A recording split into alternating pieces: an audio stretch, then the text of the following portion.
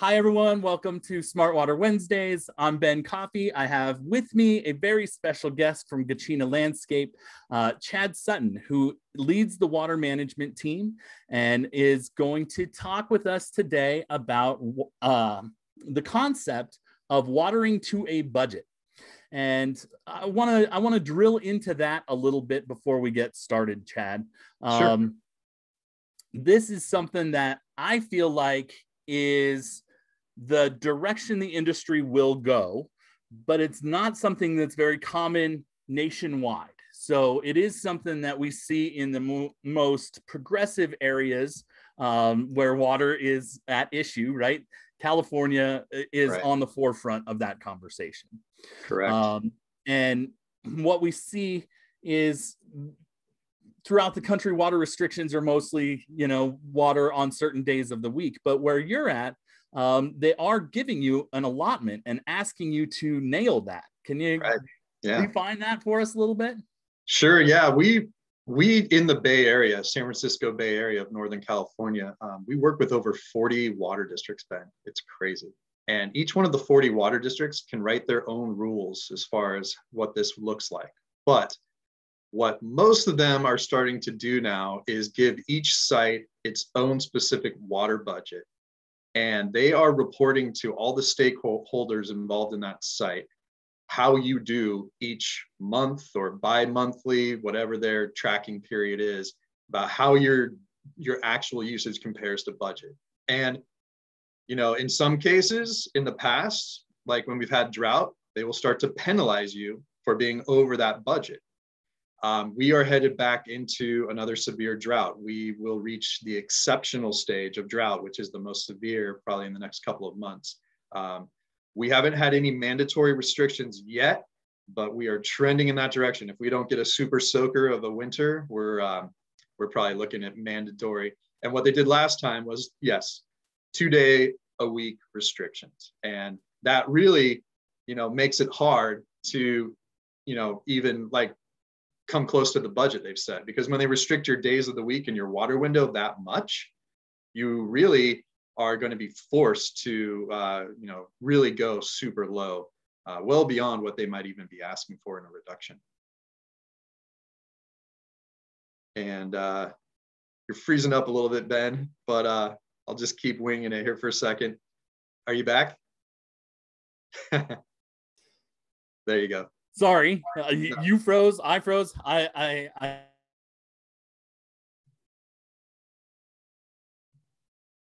No worries. I'll just keep talking in case somebody can hear me. One of the things that we also have now is a real-time actual ET-based water budget, which is really unique, where there's a service that the water budget's subscribed to. And this water budget that we have is actually being tracked against the actual ET in our area, and they're taking out useful rainfall. So you don't know your budget until the end of the month based on the actual historical ET and weather and rain. And then they tell you if you hit your budget or not. So if you're not watering to ET and have a product like WeatherTRAK that's constantly updating its scheduling to match that real-time ET, you'll be way over budget by the end of the month. So that's going to be our new normal here, which is, it's already in effect. I already have that particular water budgeting tool for over, I think about 80 of our sites. Okay, I think I have resolved my internet connection issue. I've gone to the backup plan. Cool. Sorry for that. It's all good. I was rambling on. I hope somebody could hear me out there. All right. You're doing good. I appreciate your filling time, Chad. And unfortunately, I did not hear what you just said, but I'm going to say that we have set up the idea of watering to a budget, and we're going to jump right into our conversation. Cool. Sorry for that. All right, here we go. I'm going to share my screen. We're going to jump right in and go into our outline. All right, so when we talk about watering to a budget, our conversation is going to step through the process from beginning to end sequentially, right? And so we're going to start with how you create a budget, and then how both an annual budget is created and then how you break that down into the details. And then we're going to talk about how you then put that into the WeatherTRAK system and actively monitor that budget, and then what your customer deliverables look like, what you give to the customer to prove the process and show that you're abiding by these water management principles. All right, so I do want to start with the disclaimer that everybody has a different way of managing a budget, right? Sometimes they're given to you by water districts. Sometimes you're using baseline readings and just trying to beat what you did last year. But I'm really excited about the way that Chad does this. And I want him to go through the process for all my water nerds out there and detail exactly what he does to create a water budget for a site. Yeah. Chad, what am I looking at here? You're looking at a basic table of data that we need to create a simple water budget, right? And this is, to your point, Ben, earlier, a landscape irrigation requirement budget, right? So we're looking at what is the yearly reference ET. So in our case, we've got 45.5 inches of annual reference ET that we're looking at. And we pull in California a 30-year historical average, which, by the way, my analysis is showing me that it is trending up more and more. I mean, 30-year average compared to where we are normally in the last 5 years, we're 10 to 15% higher. So take that for what it's worth. I haven't been around. Take that for global warming. Yeah, I haven't been around for millions of years to give you the million-year average, but it's in my lifetime, it's certainly increasing. Then we look at the irrigation efficiency. And by the way, what we're looking at here is about a 20 zone controller. So we're doing a budget for a controller at a site that has, just one controller. So it's a 20 zone site, roughly say about, half acre, something like that, maybe a little bit more. So we look at irrigation efficiency next for that zone, right? Is it really good, like a high efficiency MP rotator or R-van kind of high efficiency spray nozzle? Is it an older spray? So you might be anywhere from 0.9 with a subsurface drip all the way down to a 0.5 with an old spray zone. But we look at that on an individual basis. And so all the super irrigation nerds out there, we don't do a catch can test on every zone. It's just not practical. We use theoretical estimates based off of manufacturer's specs and age of the system. It's a simple rule of thumb that we follow. And the eyeball test, right? If you have stretch spacing or you document those things and mark it down. Right, yeah. 12-foot nozzles spaced every 16 feet, exactly. Right. So what could go wrong? No, it's great. So then we look at the plant factor, right? Out of 100%, maximum, which we measure around here through a California Irrigation Management Information System. Then we get WUCLs. I mean, a lot of fun letter alphabet soup here. Water use classification of landscape species, right? Yes. We can pull out a plant factor, which tells us out of that maximum, and the plant they look at as the maximum is the Kentucky bluegrass. That is like the maximum. Or if you're an ag, they look at alfalfa. So what we have in the landscape is typically less than 100%. So for like a low water plant, something like that's very native to our area, like a manzanita, that's something that we have out here that we would say a low water, that would get a 0.3. Ornamental turf, a cool season turf, like an 80-20 blend, that's going to get like a 0.75. And anything in between there, depending on what we're irrigating. And then, as I mentioned earlier in the lead up, we need to have that all important square footage of each of the zones, which we can get from our GIS mapping that we do. And with that, we run a standard water budget formula that gives us our yearly budget for each zone. We put it into CCFs, or 100 cubic feet volume units. And then we just add up all those individual zones and get a total yearly CCF. So that's our quick way of getting an annual budget for this site. So by quick, you mean very detailed. And lots of work to get to this point. Right, because we're talking about a different, what you call plant factor, what we call crop coefficient, right? Right. A different crop coefficient, a different efficiency, and a different square footage by zone is what you're looking at. This is something that you go through and in a very detailed way use that map information that we were talking about earlier to, by zone, create an annual water budget. Exactly right. Yeah, it takes the work, but this is the only way to really know what you should really be doing. Love it.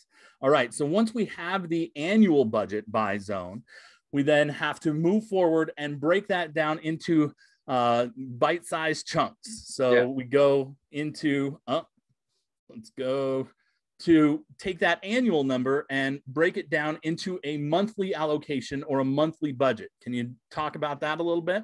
Yeah. First of all, this comes off of a very small spreadsheet, so I tried to stretch it out a little bit. So, I tried to balance it out too. I couldn't find a good balance. But what you're looking at here is that yearly total of 45.5 inches of ET.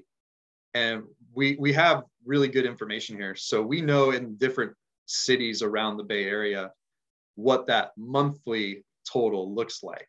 And so what you have is we put in the monthly ET total, and then we represent that right below it as a monthly percentage of the total. So like in peak ET month of July, we're at 14% of the total. And so then we just spread it out in that standard, kind of bell curve that we mostly have across the country that represents ET, any given month of the year. Take our monthly or our yearly total and just spread it out proportionally across each month.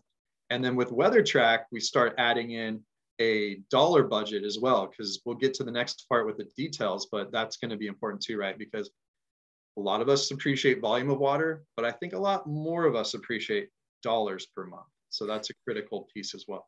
And I agree with that. You sat in on my discussion with Joe Jackson about defining what really makes a water manager. And in my eyes, that's the difference, right? That measured value, not only in gallons, but in dollars. Understanding the impact on the water bill is what true water management is all about.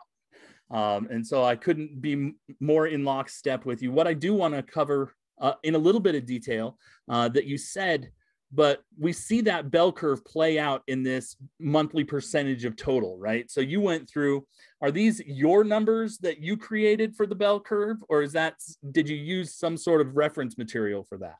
This is all out of a published data table that comes from the state of California.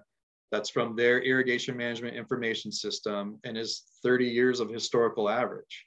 Okay. So we're pulling this monthly value right from the state, which is the same data table that our landscape architects and designers and irrigation designers have to use when they create a new landscape and create a budget to show the maximum water that they could apply to that size area. So we're following lockstep with our state guidelines. The danger that I see is just what you pointed out earlier, right? If we are using historical information to create water budgets, and then we're so much above the historical averages, right, that we're in the danger zone of overusing the budget or underwatering the landscape. Right. Well, the nice thing, which I'm going to talk about a little later, is with WeatherTRAK, you can put in 3 budgets. So you can put in a historical average, but then at the end of the year or at each month, you could put in the actual ET and back your way into what the budget should have been based off the actual ET and compare that.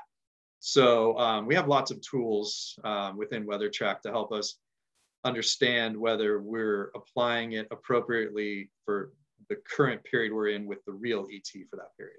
Perfect. That leads us to our next slide. Bingo. All right. So now that we have identified our monthly target, right, our monthly budget, we want to figure out how to manage to that number. Now we know where we need to be. Now, how do we get there is the process of real water management in my eyes. Right. And WeatherTRAK has some great tools that allow us to kind of keep an eye on that and actively manage toward that direction. Yeah. You want to talk about that a little bit? Yeah, no, it's exactly right. There's great tools. And the one that we start with is we input that monthly budget in here as one of our budgets, one of the 3 budgets that we can do. And so there's just that average ETO budget. And, what we're basically doing is we are building out that blue line that you saw, that's that nice curve with our budget, because we want the budget to represent what is typical. We don't, if we put in a budget that's like, what did we do last year? You might get something that looks like what you're looking at on your screen now. It's all over the place. Yeah, that's why I wanted to look at yours and not mine, because my demos are not real information, right? So Right. this is bad examples, but I did want to show it in the interface just so we can delve into those details. You're talking about 3 different budgets and those kinds of things. Sure. Yeah. Yeah. Would you like to show them those managed budgets? Sure. So if you are on this page, right, we are on weathertrak.net, the budget monitor tab and the budget details page. This is where we are delving into that information. You hit this manage budgets page or budgets button, and you can see the 3 different budgets that you can actively manage against. And if they are checked, you'll see them on your display. So you can only, or you only need to display what you want to see. But to Chad's point, you can define your own 3 budgets. Do you use all 3, Chad? No, currently we don't use all 3. We are using the average ETO primarily because in the long run, that works, right? That's usually pretty close. And if we're 15% or 20% over budget at the end of the year, we can run a simple what was total yearly average ET and what was this year's real ET. And if we're in 15 or 20%, we can easily deduce why we were 15 or 20% over budget.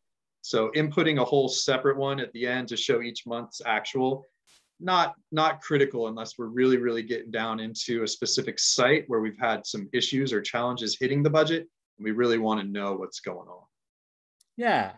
So once you have defined what your budgets are, and for the sake of argument, we're just going to limit this down to 1 budget, as Chad says he does. And it's not going to be the same thing, but you can see when I take those out, now on my display, I've only got this 1 budget that I am displaying for my use.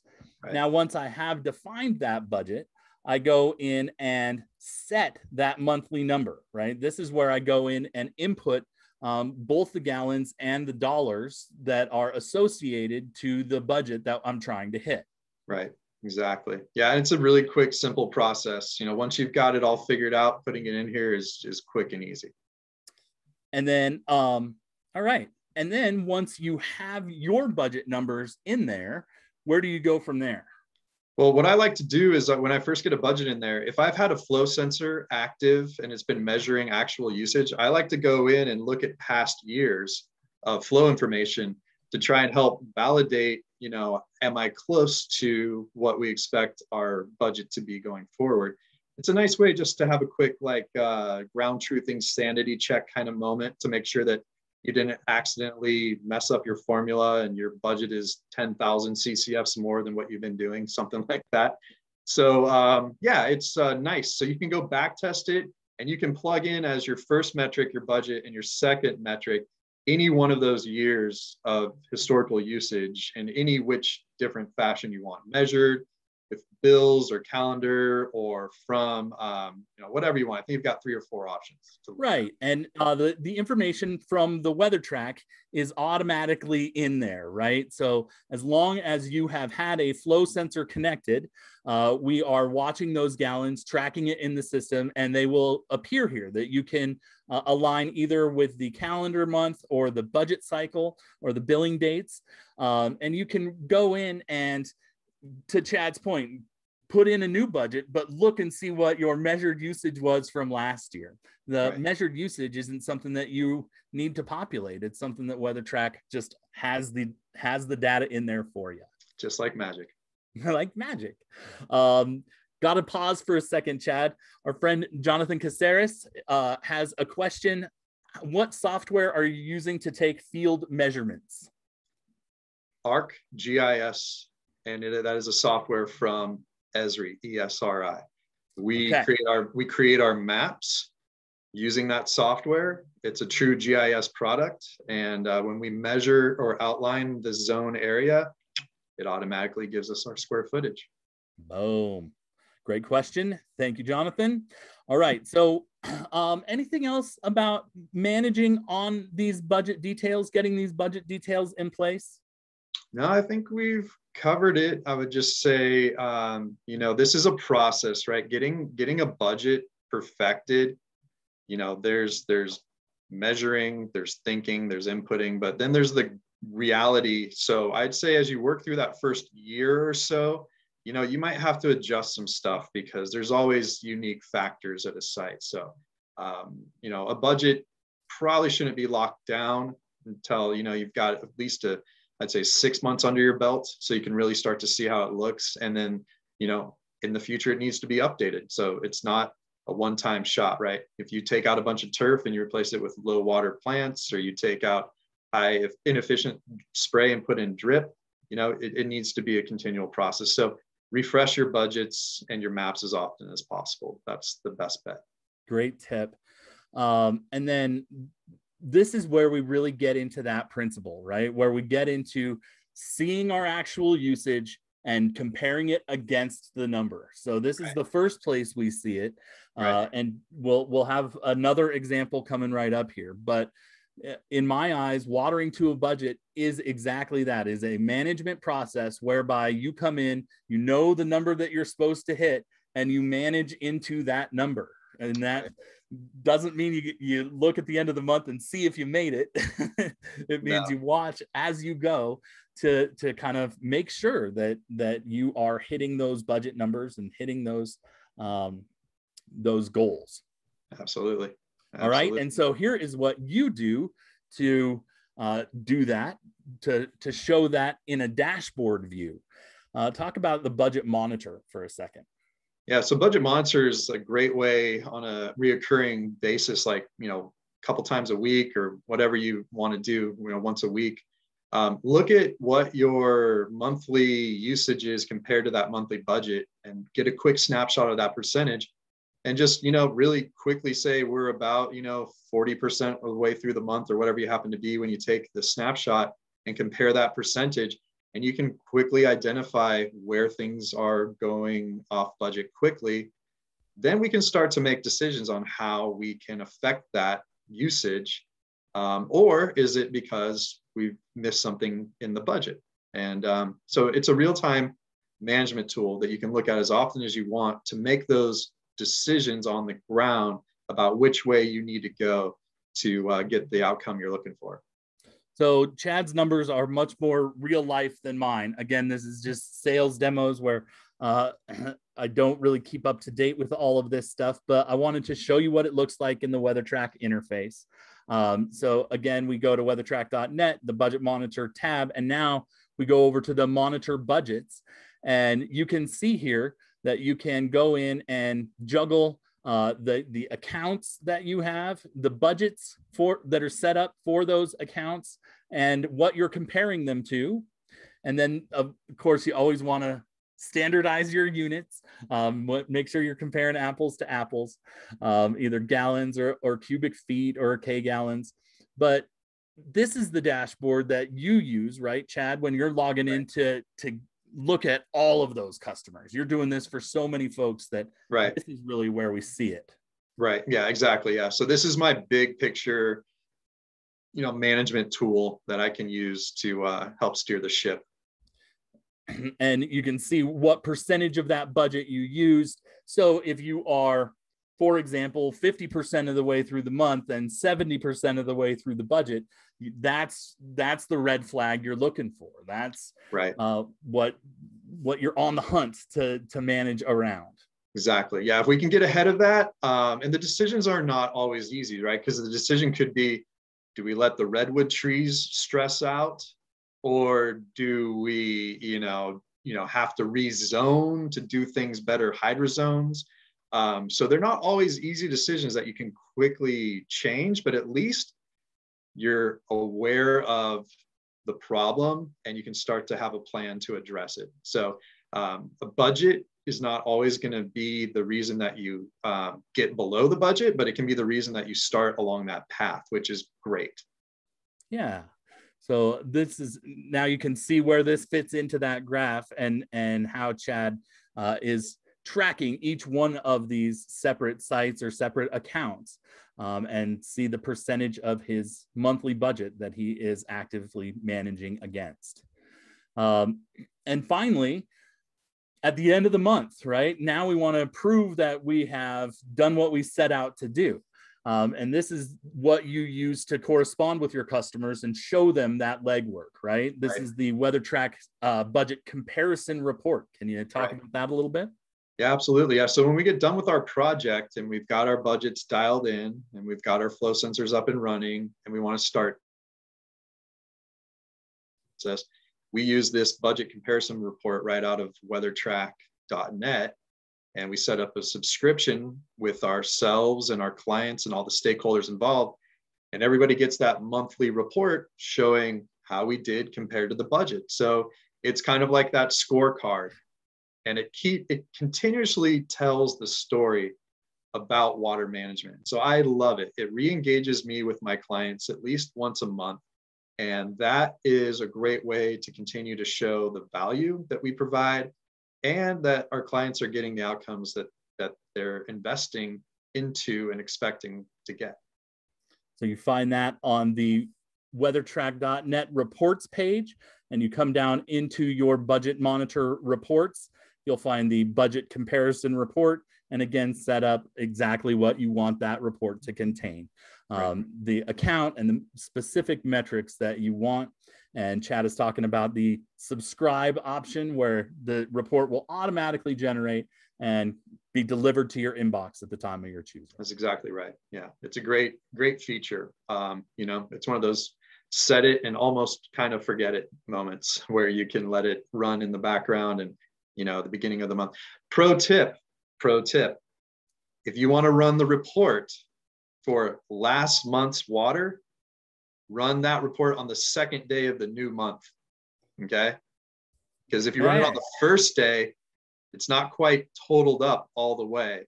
Run it on the second day of the month for the previous month's totals, and you'll get a better result. We figured that out a little bit of the hard way. We kept running it on the first day of the month for the last month, and because the irrigation event carries over into the next day, it doesn't do its final tabulation until the following day. Aha, great tip. I learned something new today, Chad. That's awesome. All right. All right. So now we've gone through the process. Tell me the reaction that you're getting from your customers. Like, do they recognize how much legwork goes into this? Yes, because it comes with a dollar amount attached, right? So the hours that we put into this are commensurate with the project total that we charge our clients, but they see the value in it. They know that this is the best management tool, right? Budget and measuring and monitoring and then reacting and reporting. No organization runs without that kind of a process in place. That's strategic thinking, right? That's very tactical thinking. And so we're just replicating what lots of corporations are doing down to their water usage in the irrigation and landscape. So it's a great feedback loop. All the stakeholders involved so far are very grateful. And then what we do is we tie this directly into an ROI spreadsheet. So each month we're showing them that actual usage compared to the budget equals real dollar savings and a payback period. So we're measuring and validating all of the promised ROI outcomes as well. So that's a fun moment. We don't always make it, right? When you get a record dry February and there's 0 rain and you have to explain why the budget was or the actual was well above the budget, but that's okay. That's the right time to have that conversation. It's fresh in everyone's mind. They just saw the news report last night that says record dry February, we're maybe headed into a drought. That's the time to reinforce it, and not at the end of the year when everybody's like, dang, we were over budget. We must have done something really bad in February. Look, you guys probably didn't fix a leak or something. That opens up people's imaginations. Not the right time to have that conversation. Right. Staying on top of it means a ton. Absolutely. Yeah. So Chad, a great perspective. Thank you so much for capturing this subject so well. I really love your process, and I love what you guys are doing in terms of just delivering value and leading the way in what water management can and should look like. I know I'm going to give a plug to next week's show, and it all ties together. One of the reasons I chose this topic for this week. But before I do that, I have a standard third timer question, Chad Sutton. You're my second third timer. Thanks for being off special guest on our show. And the third timer question is, what is your favorite WeatherTRAK report? Favorite WeatherTRAK report. Okay. While I think about that, let me plug the people who need to be acknowledged. Let's plug some people. I love my whole team of account managers, project managers, branch managers, Raimundo Rico, who's my lead water management technician, and all of our irrigation technicians out there. None of this happens without a whole community of effort and our clients believing in us and putting it out there as something they want to do. So with that in mind, and I'd say my favorite WeatherTRAK report is a 30-day measured usage report with alerts. And here's the real important thing. Check that box that says show closed. Yes. That is critical. And here's why, in my opinion. This is why it's my favorite report.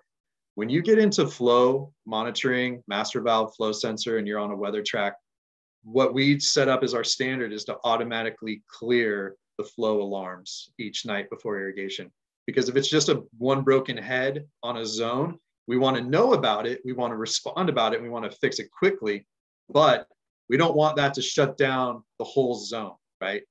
We can choose to do that if we need to, because it's a massive lateral break or whatever. We can look at the gallons per minute that are over, but we want it to close that alert and try and irrigate again. We want to keep a little bit of water going. We don't want the whole zone to die because one sprinkler is broken and we can't get there to fix it for 4 days, right? So with that in mind, that show close button then that you've got right there, that's the secret sauce. Because when you clear the alerts automatically each night, if you go in to look at it the next day, you might think, oh, and everything's great, you know, or it just depends on when you look at it. So I've learned that lesson the hard way. When you show the closed alerts, you'll see the history repeating itself over and over again. You know, station 9 has a break, station 9 has a break, station 9 has a break. And so that's my favorite. And I like the condensed format. It makes it easier to read so it doesn't spill over and become unwieldy. What the condensed format does is eliminate a few columns so it all fits on one page. Yep. And I never miss those extra columns. Yep. So I like that one too. Great response, Chad. That's awesome. Oh, and I keep bouncing back and forth. So while I have you, we are going to obviously always plug the support. We're here to help. Contact customer service if you have any questions. I am so excited to talk about what we have coming up next week. Next week, we are going to have a special edition of our Smart Water Wednesdays where we pay tribute to a water management legend, one of my personal mentors and a great guy, Tom Ash, who spent some of his career at Hydro Point. Tom was just an amazingly influential man in not only Southern California water, but nationwide. You go to water shows anywhere in the country, and everybody always asks me, "You work for Hydro Point? Did you know Tom Ash?" So he was an amazing man and an amazing voice in water management. And Chad, this conversation was brought about because what you do is what Tom Ash believed everyone would do, right? He created common sense ideas about how do we define how much water is the right amount? How do we decide how much people should use and who is wasting water and what we should do about that? And his voice is coming so loudly through you, right? He called himself a plant nerd and was really focused in on that plant water ratio, the healthy amount of water that each plant or each site would need. And so he would just relish in hearing you describe your process and knowing that that was something that he saw, but you and others like you are bringing to market and are really realizing now, after his work long ago in paving the way to do that. Yeah. So He was a I great can't guy. wait. Great guy. I had the chance to meet Tom and speak with Tom on a few occasions, and he was very generous with his time and teaching me when I was getting started. So I agree with everything you just said. Yeah, it's going to be a very awesome event where we have some of the heavy hitters from Hydro Point showing up to pay tribute. Chris Manchuk's a co-founder, Ben Slick and Charles Zare, both VPs of their respective departments. We also have Dave Pagano, who is I've always known as the godfather of irrigation in Southern California. He's a man who carries a wild amount of respect in this industry.